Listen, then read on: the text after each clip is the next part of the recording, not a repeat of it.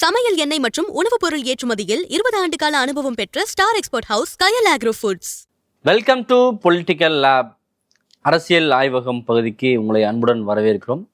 நம்ம இந்த நிகழ்ச்சியில் ஒவ்வொரு எபிசோட்லேயும் நம்ம சீரியஸான டாப்பிக்கை தான் விவாதிச்சுட்டு இருக்கோம். ஒரு கட்சியை சார்ந்தோ இல்லை ஒரு அரசியல் நிகழ்வுகள் சார்ந்தோ அது சம்மந்தமான உரையாடல் தான் இருக்குது. கொஞ்சம் மாறுபட்டு கொஞ்சம் ஃபன்னாக ட்ரை பண்ணலாம் அப்படின்னு. ஏன்னா இந்த தேர்தல் முடிவுகளுக்கு பிறகு நிறைய விஷயங்கள் மாறி இருக்கு. அரசியல் சூழல் அப்படியே அடியோடு புரட்டி போட்டிருக்கதை நம்மளால் பார்க்க முடியுது. குறிப்பாக பல பேர் சொல்லியிருக்காங்க. வினோத்தே சொல்லியிருக்காரு. என்னன்னா இப்படி ஒரு சேஞ்ச் நடக்கும் நான் கனவுல கூட நினைக்கல அப்படின்லாம் சொல்லியிருக்காரு. ஜனநாயகம் எடுத்தவருக்கே அப்படி இருக்கு. அப்படியான சூழல்ல தேர்தலுக்கு முன்னாடி இருந்த ஒரு சூழல் அப்படியே கட் பண்ணா இப்போ ஒருத்தர் பாக்குறாரு, நடுவுல கொஞ்சம் பக்கத்தை காணும் அப்படின்ற மாதிரி. கோமாளி ஜெயம் ரவி இருக்காரு, கோமாக்கு போயிட்டு ரிட்டர்ன் ஷாக் ஆவாரு. ஆமா, அந்த மாதிரி ஒரு பேட்டர்ன்ல நடுவுல நடந்ததெல்லாம் மறந்துடுங்க. தேர்தலுக்கு முன்னாடி இருந்த ஒரு சூழல் அப்படியே இப்போ ஒருத்தர் பார்த்தாருன்னா எப்படிலாம் ஷாக் ஆவாரு, என்னென்ன சேஞ்சஸ்லாம் நடந்திருக்குன்னு ஒரு மாறுபட்ட ஒரு கோணத்துல நம்ம விவாதிக்க போறோம். நடுவுல நடந்ததெல்லாம் மறந்துடணும். இதெல்லாம் நீங்க நினைவில் வச்சுட்டு பாத்தீங்கன்னா உங்களுக்கு இது ஃபன்னா இருக்கிறது வாய்ப்பே இல்ல. ஆரம்பிக்கலாமா? நானே உங்ககிட்ட கேக்குறேன், நீங்களே ஆரம்பிங்க. தேர்தலுக்கு முன்னாடி நீங்க யாராவது ஒருத்தவங்களோட பேச்சு ஏதோ ஒரு விஷயத்த பத்தி நீங்க புரிஞ்சுக்கணும், சனாதனம் இல்லைன்னா ஏதோ ஒண்ணு இந்தியால ஒரு சட்டம் கொண்டு வராங்க, ஏதோ ஒண்ணு புரிஞ்சுக்கணும்னா யாரோட பேச்சு கேட்பீங்க? நான் மட்டும் இல்ல, ஒட்டுமொத்தமாவே தமிழக அரசியல் சூழல்ல ஒருத்தருடைய பேச்சு சரியா இருக்கும். அரசியல்ல ஒரு பிஹெச்டி பண்ண அளவுக்கு பேசுவாரு அப்படின்னா பிஹெச்டி பண்ணவர் தான். ஆமா, எனக்கு மட்டும் இல்ல, தமிழ்நாட்டுல யாரை கேட்டாலும் சொல்லக்கூடிய ஒரு நபர் தான் திருமாவளவன் அவர்கள். விடுதலை சிறுத்தை கட்சியினுடைய தலைவர் திருமாவளவன் அவர்கள் அரசியல் ரொம்ப டெப்தா பேசுவாரு. எந்த ஒரு விஷயமா இருந்தாலும் அதுல ரொம்ப இன்டலெக்சுவலா பேசுவாரு அப்படிங்கிறது தான் அவங்களுடைய ஒரு முகமா இருந்துச்சு. யாரோட பேச்சை கேட்கணும் அப்படின்னா அவர் பேச்சை தான் ஆப்வியஸா சொல்லுவோம். இப்ப கேட்பீங்களா?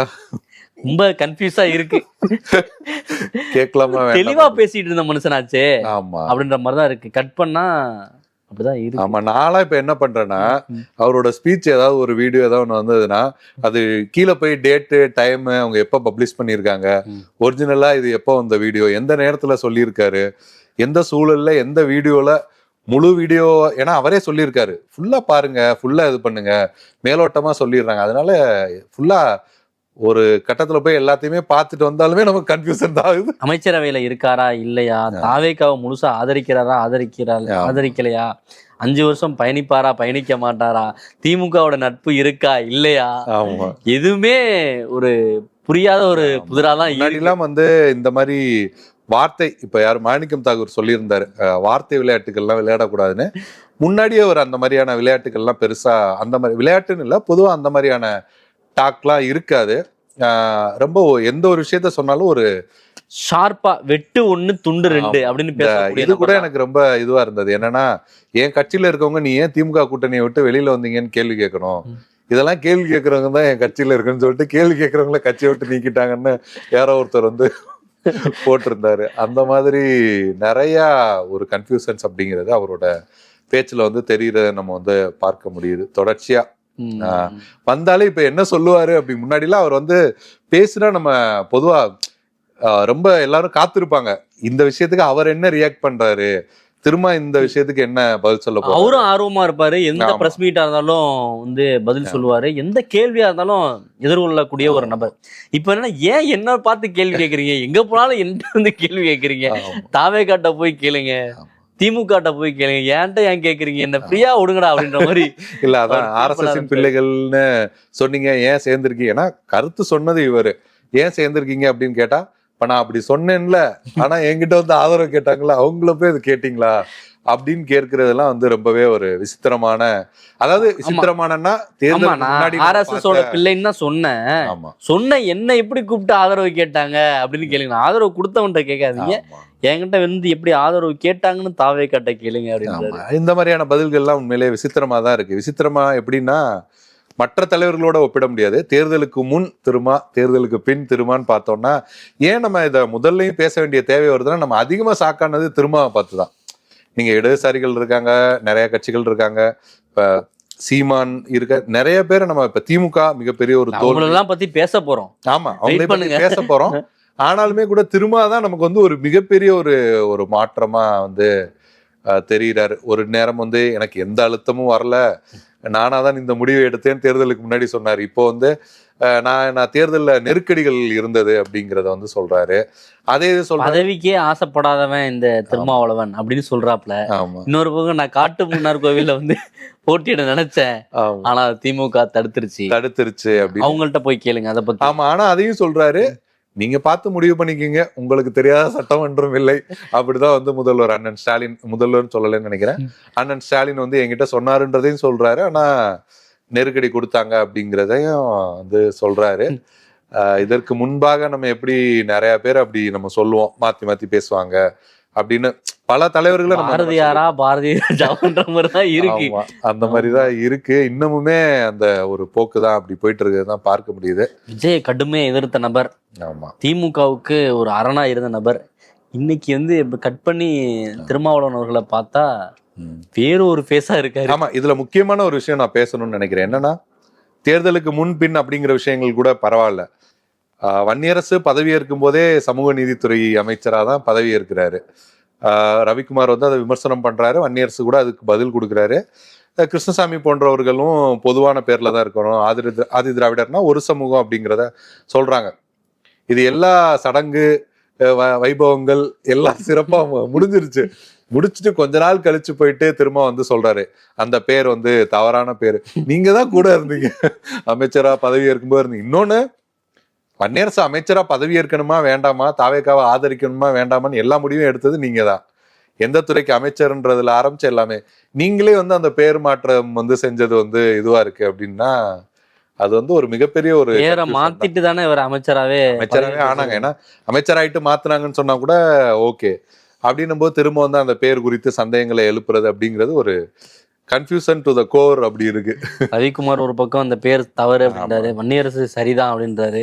ஆமா, கட்சிக்குள்ளே வந்து அந்த பேர்லயே ஒரு குழப்பம் ஏற்பட்டிருக்கு, கூட்டணி அதெல்லாம் தாண்டி. கண்டிப்பா. அடுத்து நீங்க வந்து வியக்கிற ஒரு சம்பவம்னா எது? நான் ரொம்ப ரொம்ப வியந்து, ஏன்னா நான் காலையில தூங்கி எழுந்து கொஞ்ச நேரத்துல ஏதோ ரெடி ஆயிட்டு இருந்தேன்னு நினைக்கிறேன். திடீர்னு பாத்தீங்கன்னா மானூத்து சந்தையிலன்னு சொல்லி மாமன் சீரோட அனிதா ராதாகிருஷ்ணன் போயிட்டு இருந்தாரு. பார்த்தோன்னா சீமான் வீட்டுக்கு மாமன் சீரை கொண்டு போயிட்டு இருந்தாரு. டக்குன்னு கொஞ்ச நேரம் ஷாக் ஆயிடுச்சு, என்னடா நடக்குது இங்க அப்படிங்கிற மாதிரி இருந்தது. அதுக்கப்புறம் அவர் வந்து விளக்கம் எல்லாம் கொடுத்தாரு. அண்ணன் காளிமுத்து அவங்களோட பொண்ணுதான் கைல்விழி, அவர் வந்து எனக்கு அண்ணன் மாதிரி, அந்த அவங்களுக்காக ஒரு பொண்ணா நினைச்சு கொடுக்குறேன் அப்படின்னு. இவ்வளவு நாள் கழிச்சு ஒரு பெண் குழந்தை பிறந்திருக்கு சகோதரருக்கு அப்படிலாம் சொல்றாரு. ஆமா, அதுல என்னன்னா இன்னொன்னு வந்து என்ன எல்லாரும் கேட்டாங்கன்னா, முத குழந்தைக்கு ஏன் கொடுக்கலன்னு கேட்டாங்க. ஆமா, அதனாலதான் இவ்வளவு நாள் கழிச்சு ஒரு பெண் குழந்தை பிறந்திருக்கு அப்படின்றாரு. அதுக்கு ஒரு காரணம் அப்படிங்கிறது ரெடி பண்ணிட்டாரு. சோ அது வந்து எனக்கு தேர்தலுக்கு அப்புறம் ஒரு பெரிய ஷாக்கிங்கா இருந்தது. வந்து கடுமையா ராதாகிருஷ்ணன் வந்து சீர்கொண்டு போனது மட்டும்தானா, இல்ல கல்யாண காட்சிகள்லாம் இருந்துச்சு? கல்யாண காட்சிகள் ரொம்ப உச்சமா இருந்தது. ஏன்னு வச்சுங்களேன், அதுக்கு தேர்தலுக்கு முன்னாடி வரைக்கும் இப்படி கை கோர்த்து சகோதரன் அப்படி இப்படின்னு சொல்லிட்டு அவர் இந்த பக்கம் லெப்ட்ல அப்படி உட்கார்ந்து இருந்தாரு, இந்த பக்கம் வாண்டடா போய் அவர் சீமானோட முன்னாள் முதல்வர் ஸ்டாலின் வந்து பேசினதுமே ரொம்ப ஷாக்கிங்கா தான். கடைசி காலம் வரையும் நான் வந்து ஸ்டாலின் அவர்களுக்கு அரணா இருப்பேன் அப்படின்னு சொன்னாரு. கலைஞர் என் கையை பிடிச்சு கேட்டுக்கிட்டாரு, எனக்கு இருந்த மாதிரியே இருக்கணும். அதுலயுமே எனக்கு ஒரு டவுட் வந்துச்சு, முதல்ல கலைஞருக்கு இவர் எப்போ அப்படி இருந்தாரு அப்படின்னு ஒரு டவுட் வந்துச்சு எனக்கு இருந்த மாதிரின்னு சொன்னோன்னா அதை தப்பா புரிஞ்சுக்கிட்டாருன்னு நினைக்கிறேன் வைகோ. அது ஒரு பக்கம் பாத்தீங்கன்னா, இந்த பக்கம் இது நடந்தது. அடுத்து வந்து துறைமுகம் காஜா அவரோட இல்ல திருமணத்துல உதயநிதி ஸ்டாலினும் அவர் சீமானும் கலந்துக்கிட்டாங்க. இதுல ஏன் நம்ம ஷாக் ஆகுறோம்னா, முன்னாடிலாம் ஒரு திருமணம்னா தலைவர்கள் எல்லாரும் வந்தாங்கன்னா நேரம்லாம் மாத்தி கொடுப்பாங்க. அவர் காலையில வராரு, நீங்க சாயந்தரம் வந்துருங்க, நீங்க காலையில வர சாயந்தரம் வந்துருங்க அப்படின்ற மாதிரி கொடுப்பாங்க. இதெல்லாம் பாத்தீங்கன்னா கோயின்சிடென்ஸ் எல்லாமே அப்படி ஒரே மாதிரியே நடக்குது. இல்ல அது ஏன் வந்து இந்த அளவுக்கு ஷாக்குனா, தேர்தலுக்கு முன்னாடி சீமானுடைய மேடைகள் எல்லாம் பார்த்தோன்னா திமுக தெறிக்க விடுவாரு. எக்கச்சக்கமான பேச்சுகள்.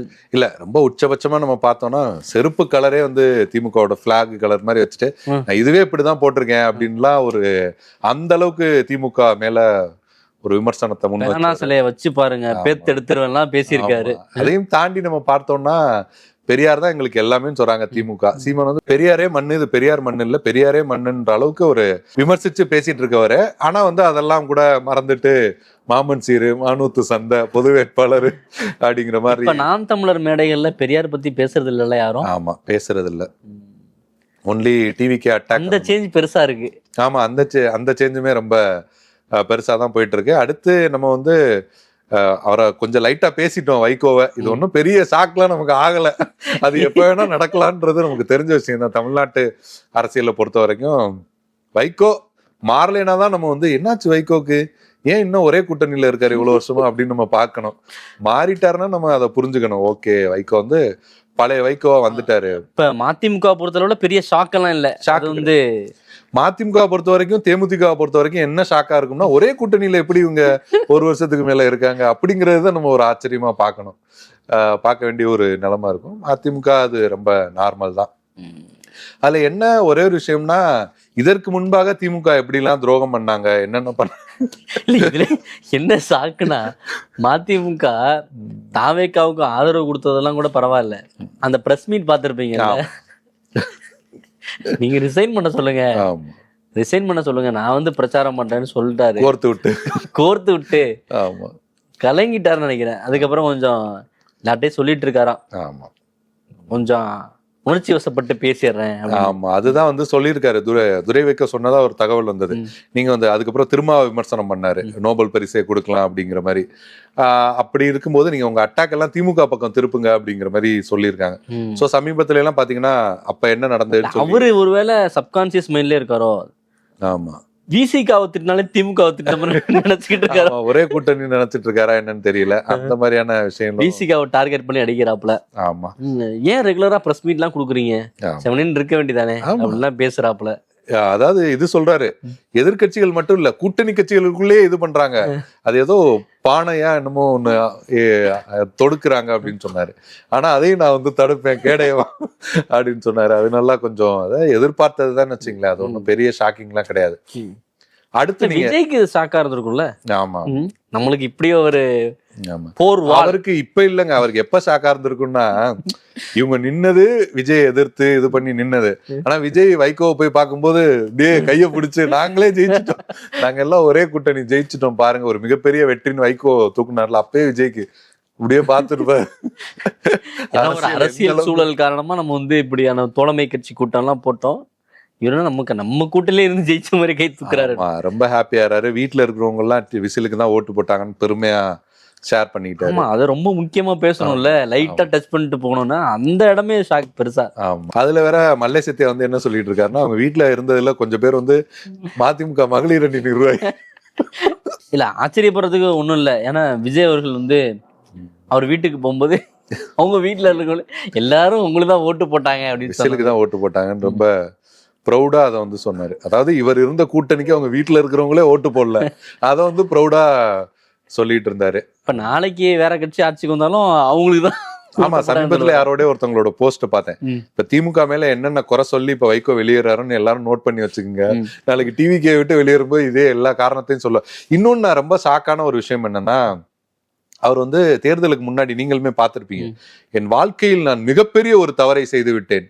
2006 நான் திமுக கூட்டணியை விட்டு போயஸ் தோட்டத்துக்கு போனது வந்து ஒரு பெரிய தவறு. ஆமா, 8 சீட்டு வந்தாதான் ஏதோ கட்சி இதை இது பண்ண முடியும் நிர்வாகிகள் சொன்னாங்க, இல்லைன்னா நான் திமுக கூட தான் இருந்திருப்பேன்னு சொல்லிட்டு சமீபத்துல ஒரு போஸ்ட் போட்டிருக்காரு. என்ன போட்டிருக்காருன்னா, என் வாழ்க்கையில செஞ்ச நான் 2வது மிகப்பெரிய தவறு என்னன்னா 2017 திமுக கூட்டணிக்கு போனது, பாஜக எதிர்க்கிறதுக்கு 2 பிழைகளை செய்து விட்டேன் அப்படின்னு போட்டிருக்காரு. 3வது பிழைகள் செய்ய மாட்டேன்னு அவர் சொல்லல, அடுத்தடுத்து வரும்போது பிழையாகும் போது அதை சொல்லிப்பாரு. ஆமா, அது ஒரு மாதிரிதான் இருக்கு. ஆமா, அதுவுமே பார்த்தா ஒரு துரை வைக்கோவுமே அவருமே அப்படிதான், அக்கா கனிமொழி அப்படி இப்படின்னு சொல்லிட்டு இருந்தாரு. பாத்தீங்கன்னா டக்குன்னு டெல்லி சிறப்பு பிரதிநிதி தாவேக்கால இருங்க, இன்னும் நாங்க யாரையுமே நியமிக்கல, நீங்க அவசரப்படாதீங்க அப்படின்னு சொல்ற அளவுக்கு டெல்லியோட ஒரு பிரதிநிதியாவுமே நடந்துகிட்டாரு. சிறப்பா இருந்தா, ஆனா அதுல பெரிய ஒரு ஷாக்கு ஆக முடியல நம்மளால. ஓகே, அடுத்து நீங்க எந்த விஷயத்த பார்த்து ரொம்ப ஷாக்கா? நீங்க பெரிய ஷாக்னா அந்த டிவைடர் எல்லாம் தாண்டி போய் ஸ்வீட் பாக்ஸ் எல்லாம் கொடுத்து விட்டு, எனக்கு மட்டும் இல்ல ஒட்டுமொத்த தமிழ்நாட்டு அரசியலுக்கே இது பெரிய ஷாக்கு தான். மை டியர் பிரதர் எல்லாம் பேசி பீகாருக்கெல்லாம் போய், ஆமா ஆமா, என்னென்னமான ஒரு ஒரு பெரிய சகோதர பாசத்தை பார்ப்போம் வந்து திமுகவுக்கும் காங்கிரஸுக்கும். காங்கிரஸ்காரங்களே வந்து ராகுல் காந்தி வந்து பிரதமர் வேட்பாளர்லாம் சொல்லல. ஒரு பக்கம் ஸ்டாலின் சொல்லிட்டு இருந்தாரு, அவர் சொல்லிட்டு இருந்தாரு. இப்ப என்னடனா முதுகில குத்திட்டாங்க. ஆமா, அதான் அப்படின்றது. எழிலரசன் ஒரு இதுல பேசியிருந்தாரு 1967 அண்ணா அடிச்ச அடியில காங்கிரஸ் அன்னைக்கு விழுந்ததுதான் அப்படின்னு. நடுவுல ஃபுல்லா பிரதமர் ஆகணும், இந்தியா கூட்டணி, சகோதரர் ராகுல், அதெல்லாம் எங்கே போச்சுன்னே தெரியல. அது அவர் மறந்துட்டார் போல இருக்கு. அவர் மறந்துட்டார் போல. இந்த பக்கம் நீங்க பாத்தீங்கன்னா நீங்க சொன்ன மாதிரி காங்கிரஸ் வந்து முதுகுல குத்திட்டாங்க, ஒரு காலம் இனிமே நம்ப கூடாது அப்படின்றாங்க. அது மட்டும் இல்ல, குதூகலம் ஆயிட்டாங்கல்ல, அங்கங்க பாட்டுக்கு நடனம் ஆடுறது. ஆமா, வாடி வாடி வாடி கைப்படாத சீட். ஆமா. ரசிகர் மன்றத்துல இருந்து நிறைய பேர் அமைச்சர் ஆகிருக்கு. யாராவது திடீர்னு புதுசா வீடியோ பாக்குறவங்களுக்கு என்ன தோணும், யாரோ ஒரு ரசிகர் மன்ற நிர்வாகி அமைச்சர் ஆயிருக்காரு, இன்னும் பழையதுல இருக்காரு, கொஞ்ச நாள்ல திருந்திடுவாரு அப்படின்ற மாதிரி பார்த்துட்டு இது யாரோ கில்லி சரத்தோ இல்ல வந்து விஜய் சரணனோ பண்ணா கூட ஒன்னும் ஆச்சரியப்படுறதுக்கு இல்ல. ஏன்னா அவங்க எல்லாம் டை ஹார்ட் விஜய் ஃபேனு. ஆமா, விஜய் ஃபேனாவே மாறிட்டாங்க எல்லாமே. ஆமா, காங்கிரஸ்காரங்க எல்லாம். நிச்சயமா வந்து சமீபத்துல கூட ஜோதிமணி அவங்க வந்து அந்த அர்ஜென்டினா டிஷர்ட் வந்து போட்டிருந்தாங்க. அப்போ வந்து அவங்க செமிஃபைனல்ஸ் ஜெயிச்சிருந்த நேரம், ஃபைனலுக்கு அப்பதான் டிபிக்கல் காங்கிரஸோட பிஹேவியரு, யாராவது ஒருத்தவங்க ஜெயிச்சுட்டு அவங்க ட்ரெஸ்ஸுக்கு மாறி அப்படின்னு சொல்லி போஸ்ட் போட்டிருந்தாங்க. அதுக்கப்புறம் பாத்தீங்கன்னா அது அவங்க போடல. இப்ப சமீபத்துல ஸ்பெயின் ஜெயிச்சதுக்கு அப்புறம் அவங்களே ட்ரெஸ்ஸை மாத்தி ஸ்பெயின் ட்ரெஸ்ல போட்டு அந்த மாதிரிலாம் போட்டிருந்தாங்க. காங்கிரஸுமே நமக்கு வந்து பெரிய அதிர்ச்சிகள் தான் கொடுத்தாங்க. காங்கிரஸ் கூட தேர்தலுக்கு முன்னாடி கொஞ்சம் அந்த பிரச்சனைகள் அதெல்லாம் வந்து இருந்தது. அதை வந்து நம்ம பார்த்து ஒருவேளை இவங்க என்ன முடிவு எடுப்பாங்க அப்படின்னு தெரியாத ஒரு சூழ்நிலை இருந்துச்சு. முதல் ஆளா போய் தாவேக்காவை ஆதரிச்சாங்கல்ல. ஆமா, நிச்சயமா. நம்ம போய் நம்ம சீட்டை வந்து தக்க வச்சு முதல் ஆளா போய் ஆதரவு கொடுத்தது மட்டும் இல்ல, அடுத்தடுத்து ஆமா அடுத்தடுத்த தேர்தல்கள் வரையும் எல்லாமே சீட்டா போடுறா அப்படின்னு. ஆமா, ஏதாவது சேர்த்துக்குவாங்களா சேர்த்துக்க மாட்டாங்களான்னு ஒரு இது இருக்கும். அப்படி இப்படின்னு சொல்லி அதுவுமே சேர்ந்துட்டாங்க. ஓகே, அதுவுமே முன்னாடி சின்ன சின்ன பிரச்சனைகள் இருந்தது. ஆனா நீங்க மாறுவீங்கன்னு தெரியும், இவ்வளவு டக்குன்னு மாறுவீங்கன்னு தெரியாதுன்ற மாதிரிதான். இதெல்லாம் விட இன்னொரு பெரிய மாற்றம் நடந்திருக்கு. மாற்றம் அப்படிங்கறதுல ஒரு க்ளூ இருக்கு உங்களுக்கு. மாற்றம்னாலே பாமக மருத்துவர் அன்புமணி அந்த ஞாபகங்கள் தான் நமக்கு வரும். தேர்தலுக்கு முன்னாடி வந்து என் பேச்சை தான் கேட்கணும், என் பேச்சை கேட்கிறவங்க மட்டும்தான் இந்த கட்சியில இருக்கணும் அப்படின்னு சொல்லி மருத்துவர் ராமதாஸ் பேசினாரு. நான் தான் ஒரிஜினல் பாமக. ஆமா அப்படின்னாரு. இந்த கேப்ல வந்து ஜி.கே. மணி அவங்க பையனை காங்கிரஸ்ல போய் அது அல்டிமேட். காங்கிரஸ்ல சம்பந்தமே இல்லாம பெண்ணாகரம் தொகுதியை வாங்கினாங்க.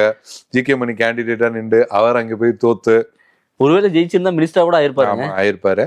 இதற்கு நடுவுல வந்து ஐயாவை நம்பி சென்றவர்கள் எல்லாருமே இன்னைக்கு வந்து என்ன பண்றது, இப்ப நம்ம கேட்டுக்கு உள்ள போறதா இல்ல வெளியிலே நிக்கிறதா அப்படின்ற மாதிரி காத்துட்டு இருக்காங்க. இதற்கு முன்னாடி வந்து நீங்க சொன்ன மாதிரி மாற்றம், பெரிய மாற்றம் வந்து அன்புமணி உங்க மாற்றம், உங்க அப்பா பையன் ஓகே சமாதானமே ஏத்துக்கிட்டாங்கன்ற திடீர்னு புது லீடர் ஒருத்தவங்க வந்தாங்க. ஆமா, கரெக்டா சொன்னீங்க. அவர் வந்து முன்னாடி அன்புமணியை தான் மிரட்டிக்கிட்டு இருந்தாரு, மருத்துவர் அன்புமணியை தான் மிரட்டிட்டு இருந்தாரு. இப்ப ராமதாஸையும் சேர்ந்து வந்து மிரட்டுறாரு. ரெண்டு பேருமே நடிகர்கள், ரெண்டு பேருமே வந்து நடிக்கிறாங்க அப்படிங்கிற மாதிரி ரொம்ப பயங்கரமா வந்து விமர்சனங்கள் எல்லாம் பண்ணிட்டு இருக்காரு. அதுவுமே பயங்கரமா தான் போயிட்டு இருக்கு. அருள், ஆமா, முன்னாள் எம்எல்ஏ அருள் அவருமே ஜி.கே. மணி எங்க ஆளே காணா. அவரு சமீபத்துல கௌரவ தலைவர்னு கூட வச்சிருந்தாங்க, இப்ப அதுலயுமே காணோம், இதுலயுமே வர்றதில்லை. இல்ல சமீபத்துல போயிருக்காரு, தமிழ்நாட்டெல்லாம் விட்டுட்டாரு. இப்ப கர்நாடகால வந்து தேவகோட அவங்க மனைவி இருந்ததுக்கு போய் நான் பாத்துருக்கேன், அந்த வீடியோ போஸ்ட் எல்லாம் போட்டு இருந்தேன். இல்ல ஒரு துக்க நிகழ்வு பழக்கருக்கும் போயிருக்காரு, அது ஓகே. ஆனா பாத்தீங்கன்னா அவரு இப்படி ஸ்டேட் தாண்டி பாலிடிக்ஸ் பண்ணலான்னு போயிட்டாரா என்னன்னு தெரியுது. இங்க வம்பு தும்பு, இவங்க ரெண்டு பேரும் சேர்ந்துட்டாங்க, அது மகிழ்ச்சி அப்படின்னு சொல்லிட்டு அவரு கிளம்பிட்டாரு. ஆமா, எல்லாம் போய் குடும்பத்தோட ஆசீர்வாதம் வாங்கி, இந்த எனக்கு இந்த ஒரு மீமு தான் ஞாபகத்துக்கு வருது. இவங்க எல்லாம் அக்கா புள்ளன்னு குடும்பமா ஒண்ணு சேர்ந்துட்டாங்க, நான் மட்டும் தான் கோயம்பேடு நடுத்தருல நிக்கிறேன், காலையில ஈ தொல்லை நைட்டு கொசு தொல்லைன்னு ஒரு வீடியோ வரும்.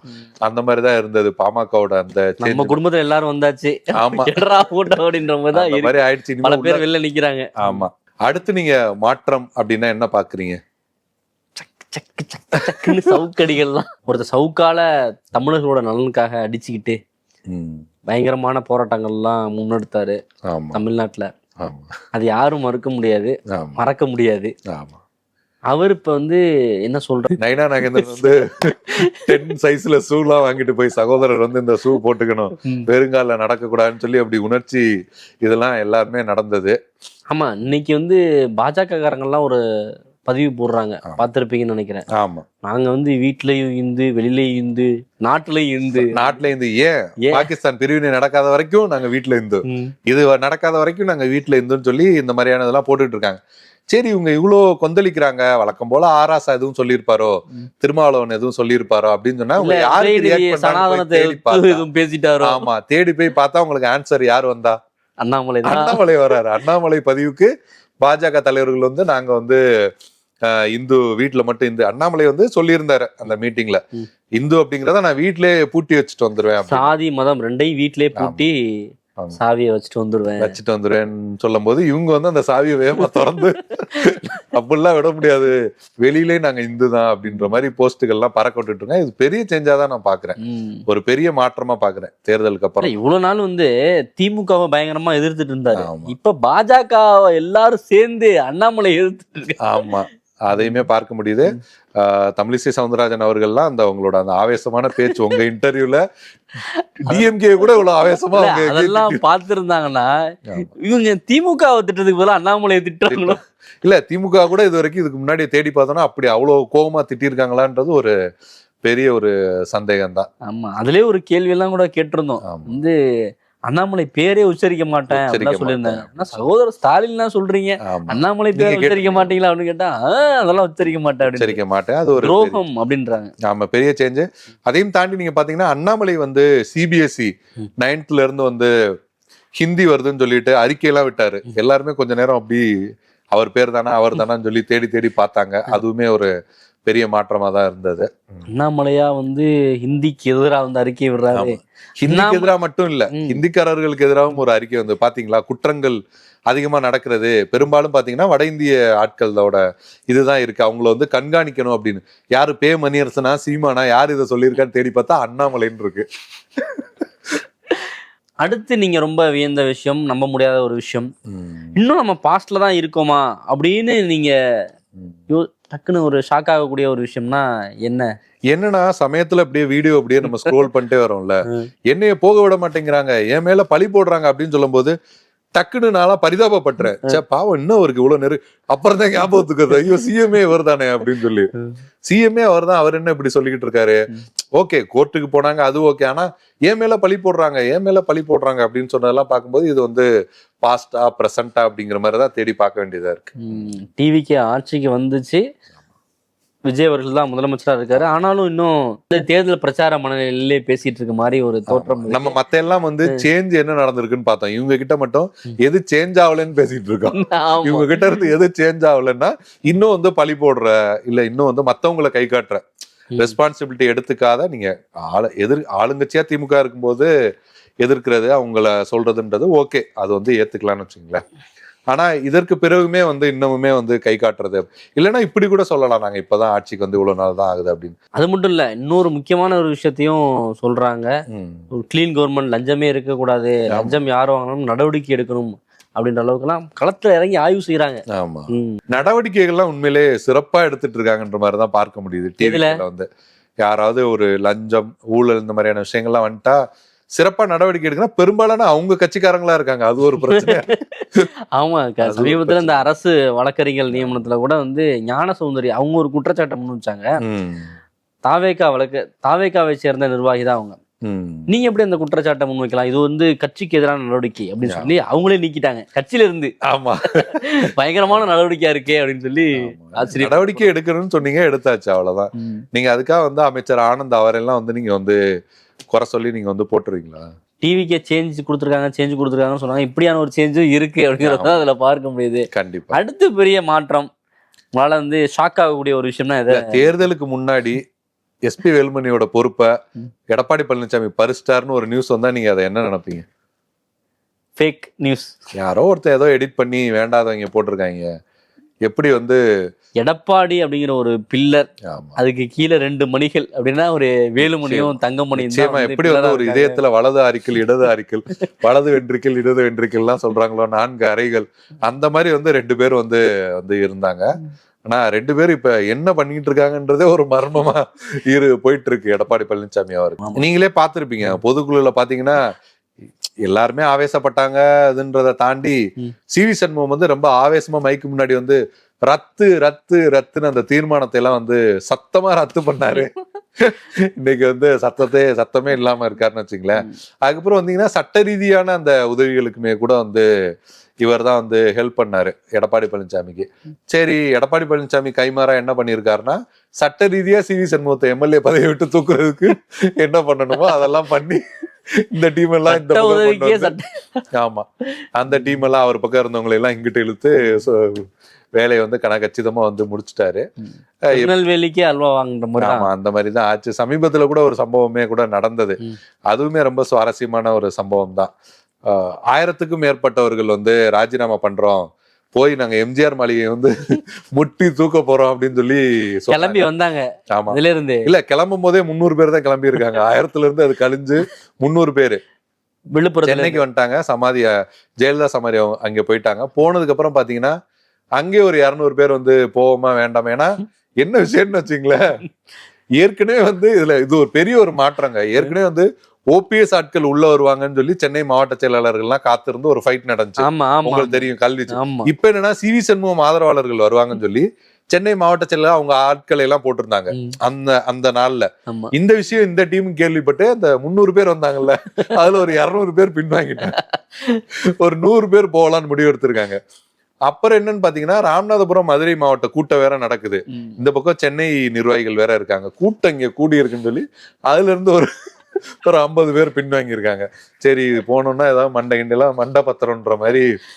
அதுக்கப்புறம் என்ன பண்ணிருக்காங்க, இந்த பக்கம் தெரியாது இல்ல, பொதுவா பேசியிருக்காங்க காவல்துறை. உங்களுக்கு வேணா எங்களுக்கு வேணாம், ரெண்டே பேர் வருவோம், கமுக்கமா 1000 பேரோட ராஜினாமா கொடுப்போம். அது அங்கிருந்தே அனுப்பிவிட்டுருக்கலாமே. 2 பேரு, அதாவது முன்னாள் எம்எல்ஏ அர்ஜுனன், அவரு திண்டிவனம் எம்எல்ஏ, இன்னொரு ஒருத்தர் ஜெயபேரவையோட ஒருத்தர், அவர் பேரு டக்குன்னு வரல. 2 பேர் வந்தாங்க. நீங்க பாத்தீங்கன்னா இவங்க அவரோட தலைமையை எதிர்த்துதான் ராஜினாமாவே கொடுக்க வராங்க. வரவேற்பு வாங்க வாங்கன்னு சொல்லி கொடுத்துட்டு போங்க. அவங்கள கூட்டிட்டு போய் மேல பத்திரமா கூட்டிட்டு போய் யாரும் உங்களை எல்லாம் எதுவும் பண்ணக்கூடாதுன்னு சொல்லி, அப்புறம் மகாலிங்கம் மேலாளர் அவர்கிட்ட அவங்க 2 பேரும் வந்து பறவை மூலியமா விவேக் காமெடி பாத்திருக்கீங்களா? இததான் ராத்திரி ஃபுல்லா ஒட்டிட்டு இருந்தியான்னு எத்தி விடுவாங்க. ஆமா, இதுக்குதான் பஸ் எல்லாம் பிடிச்சி வந்து விழுப்புரத்துல இருந்து அந்த வண்டி கிளம்ப அந்த இது குறைஞ்சுக்கிட்டே வந்து ராயப்பேட்டை எம்ஜிஆர் மாளிகை கிட்ட வரும்போது அது ரொம்ப போய் 2 பேர் உள்ள போயிட்டு கல்யாணத்துக்கு பத்திரிகை கொடுக்குற மாதிரி போய் ஒரு 1000 பேரோட ராஜினாமா கடிதத்தை கொடுத்துட்டு, இது ஒரு பெரிய மாற்றமா தான் பார்க்கப்படுது. எல்லாத்தையும் விட ஒரு மாற்றம் இப்படிலாம் நடந்திருக்கா அப்படின்னு சொல்லி யாராவது ஒருத்தவங்க வந்து அந்த அன்னைக்கு ஏதோ ஃபாரினுக்கு போயிட்டோ இல்லை ரிசர்வா காட்டுக்குள்ள தொலைஞ்சு போயிட்டு திரும்பி வந்து பார்த்தாங்கன்னா ஒரு ஹெட்லைன் போடும், திமுக அதிமுக கூட்டணி அமைக்கிறதுக்கான வாய்ப்புகள் இருக்கா அப்படின்னு பார்த்தா என்ன நினைப்பாங்க? ஆமா, கண்டிப்பா. அதுதான் ஒரு பெரிய தேர்தலுக்கு பிறகு எல்லாரையும் வந்து அன்னைக்கு நைட்டு எல்லாருமே இப்படிதான் நின்றுட்டு இருந்திருப்போம். அந்த மாதிரிதான் இருந்திருக்கும். எப்படி திமுகவும் அதிமுகவுமா ஒண்ணு சேர்றாங்களா அப்படிங்கிற மாதிரிதான் இருந்தது. அது வந்து மிகப்பெரிய ஒரு ஷாக். எப்படி தாவேகா ஆட்சி அமைச்சதை நம்ப முடியலையோ, இன்னொரு பக்கம் இப்படியான ஒரு பேச்சுகள், இப்படியான ஒரு முயற்சிகள், இதையுமே நம்மள எல்லாரும் தமிழ்நாட்டு மக்கள் எல்லாம் கிள்ளிதான் பாத்துக்கிட்டாங்க. ஆமா, ரொம்ப சுவாரஸ்யமாவே யாரும் எதிர்பார்க்காத சம்பவங்கள் தான் தமிழக அரசியல்ல கடந்த 2-3 மாதங்களா நடந்திருக்கு. ஆமா, கண்டிப்பா. ஒரு அமைச்சர் வன்னியரசு கூட வந்து ஆதிதிராவிடர் இந்த மாதிரியான பள்ளிகளுக்கு ஹாஸ்டலுக்கு போன முதல்வரே விஜய் தான் அப்படின்னு அங்க இருந்து ஸ்டாலின் வந்து ரொம்ப அப்படி சோகமா, ஏன்னா அவரு காரைக்குடிக்கு போயிருக்காரு, இன்னும் 1 இடத்துக்கு போயிருக்காரு போல. இவர் அமைச்சரா இருக்கும் போது போன முதல்வரா இருக்குங்க. ஓ, அந்த மாதிரி அந்த ஆஸ்பெக்ட்ல உதயநிதி சொன்னதுதான் ஞாபகத்துக்கு வருது. நிறைய திமுக காரங்க எடுத்து போட்டுட்டு இருக்காங்க, என் வெற்றியை விட சகோதரர் வன்னியரசின் வெற்றி தான். ஆமா, அப்படிலாம் சொன்னாங்க. இப்போ வந்து தாவேகா அரசை வந்து புகழணும் அப்படிங்கிறதுக்காக வன்னியரசு அவர்கள் இப்படி சொல்லியிருக்காரு. ஒரு பக்கம் ஸ்டாலின் அவர்கள் ஆய்வுக்கு போன ரீல்ஸ் எல்லாம் வந்து எடுத்து பறக்க விட்டுட்டு இருக்காங்க திமுக. அதான் வன்னியரசு அவர்கள் என்ன சொல்ல வந்திருப்பாருன்னா, நான் அமைச்சராகி ஒரு முதலமைச்சர் வந்து இப்பதான் முதல் முறையா போயிருக்காரு அப்படி சொன்னாதான் அது கரெக்டா இருந்திருக்கும். கண்டிப்பா கண்டிப்பா. அவர் அமைச்சராயிருவான்னு அவர் நம்பி இருந்தாருன்னா அதுவே எனக்கு உண்மையிலே பெரிய கான்பிடென்டா தான் நான் நினைக்கிறேன். அதுவுமே பெரிய விஷயம் தான். கண்டிப்பா காலம்புறாவும் எதிர்த்தே அரசியல் செஞ்சு பழக்கப்பட்ட திமுகவும் அதிமுகவும் சேரப்போகுது அப்படிங்கிற ஒரு தகவல் எப்படி வந்து எல்லாருக்கும் ஷாக்கா இருந்துச்சோ, அதே போல நகமும் சதையுமா எலும்பும் தோளுமா இருந்த ஒருத்தர் திமுகலேருந்து வந்து வெளில போய் கொடுத்த பேட்டிகள்லாம் வந்து பயங்கர ஷாக்கிங்கா இருந்துச்சு. ஆமா, நிச்சயமா. அது சொன்னோன்னு உங்களுக்கு டக்குன்னு ஞாபகம் வந்திருக்குன்னு நினைக்கிறேன். ஆமா, ஐஎம்எல் தான். எல்லாமே ஷாக்கிங்கா தான் இருந்தது, பயங்கர ஷாக்கிங்கா தான் இருந்தது. போய் ஸ்டாலின்ட்ட கேட்டுட்டு வாங்க, அதுக்கு பிறகு ஆதரவு தர்றேன் அப்படின்னு சொன்னாரு. அப்படிலாம் சொன்னாரு அப்படின்ற மாதிரி இருந்தது. எத்தனை சீட்டு கொடுத்தாலும் நாங்க வாங்கிப்போம் அப்படின்னு தேர்தலுக்கு முன்னாடி சொன்னார்ல. ஆமா சொன்னாரு. அப்புறம் கடைசி நேரத்துல தேமுதிகவுக்கு இது பண்ணிட்டாங்க அப்படிங்கிற மாதிரி. இல்ல இதுல பெரிய ஷாக்கிங் என்னன்னா, நிறைய இஸ்லாமிய அமைப்புகள், இஸ்லாமியர்கள் வந்து எங்களுக்கு வந்து நெருக்கடி கொடுத்தாங்க டிவிகேக்கு சப்போர்ட் பண்ண சொல்லி அப்படிங்கிறது. ஒரு பெண்கள் ஆதரவு ரொம்ப ஹெவியா இருக்கு. இறைவன் அருள் வந்து விஜய் முதலமைச்சர் எந்த அளவுக்கு ஹெவியா இருக்குன்னா 2029 நாடாளுமன்ற தேர்தல், 2031 சட்டமன்ற தேர்தல் போற அளவுக்கு ஹெவியா இருக்கும்னு நினைக்கிறேன். அப்படிலாம் சொன்னாரு. ஏன்னா கட் பண்ணா இந்த எலெக்ஷன் ரிசல்ட்டுக்கு பிறகு ஒரு அவருடைய பேட்டி, அவருடைய பேச்சுகள், அதையும் இந்த ஆதரவுக்கு பிறகு அமைச்சராகி இந்த அமைச்சரா பதவி இருக்கும்போது இந்த அமைச்சரவையில் போய் சேரெல்லாம் உட்கார வச்சு இறைவனெல்லாம் வழிபட்டு உட்கார வச்சாங்கல்ல, அதற்கு பிறகு அவருடைய பேச்சு ரெண்டே கட் பண்ணி பார்த்தோம்னா பயங்கரமா இருக்கும். ஒரு பயங்கர சாக்காவோ.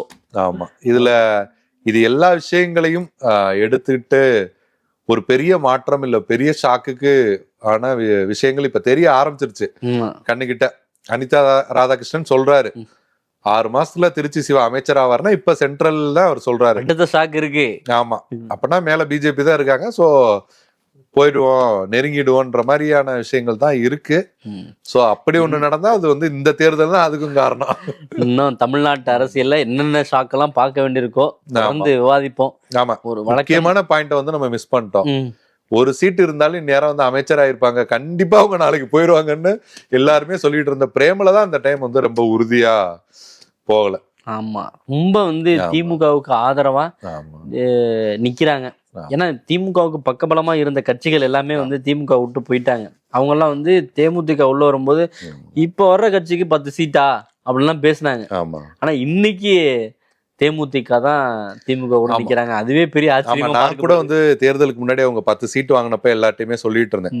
குறிப்பா நாணயமிகடன்ல கூட சொல்லிட்டு இருந்தேன். இங்க இருந்த ஏன் நாணயம் சொன்னீங்க? சொன்னேன், நல்லா ஓடாத கம்பெனியை நல்லா எப்படி விலைக்கு விற்கிறதுன்னு சொல்லி அவங்க கிட்ட நீங்க ஒரு இன்டர்வியூ கூட எடுக்கலாம் அப்படிங்கிற மாதிரிலாம் கூட கேட்டுட்டு இருந்தேன். ஆனா தேர்தல் முடிஞ்சதுக்கு அப்புறம் யாரு திறமையா இதுல வந்து பிளே பண்ணிருக்கான்னு பார்த்தா, இல்ல திறமையா பிசினஸ் பண்ணிருக்கா இல்ல திறமையா பண்ணிருக்காங்கன்னு பார்த்தோம்னா, தேர்தலுக்கு முன்னாடி திமுக கிட்ட ஒரு ராஜ்யசபா கிறிஸ்டோபர் திலக், தேர்தலுக்கு பின்னாடி டிவிகே கிட்ட ஒரு ராஜ்யசபா பிரவீன் சக்கரவர்த்தி. 5 இடம் ஜெயிச்சு அதை வச்சு ஒரு 2 அமைச்சரு, அந்த பக்கம் ஒரு ராஜ்யசபா இந்த பக்கம் ஒரு ராஜ்யசபா, பக்காவா செட்டில் ஆகி காங்கிரஸ் வந்து ஒரு சிறப்பா. இன்னொன்னு வந்து காங்கிரஸ் வந்து இந்தியா முழுமைக்கும் பிஜேபி பண்றதை அப்படியே ஒப்பிட முடியாது. கண்டிப்பா பிஜேபி விலைக்கு வாங்குறது இந்த மாதிரியான விஷயங்கள் இருக்கு. ஆனா பிஜேபி வந்து காங்கிரஸ் வந்து விமர்சனம் பண்ற, அடுத்த கட்சி எம்எல்ஏ வந்து இது பண்றாங்க, ஆட்சி வந்து இது பண்றாங்க, கோவால அப்படி பண்ண. இதுல என்ன இன்னொன்னும் கவனிக்கணும், நிறைய ஸ்டேட்ல நீங்க பாத்தீங்கன்னா போற எல்லாருமே காங்கிரஸ் எம்எல்ஏ தான் அந்த பக்கம் போயிட்டு. ஆமா, ரீஜனல் பார்ட்டிஸ் இப்ப மம்தா போறாங்க, தனியா தான் இருக்காங்க அப்படிங்கிற மாதிரி போகுது.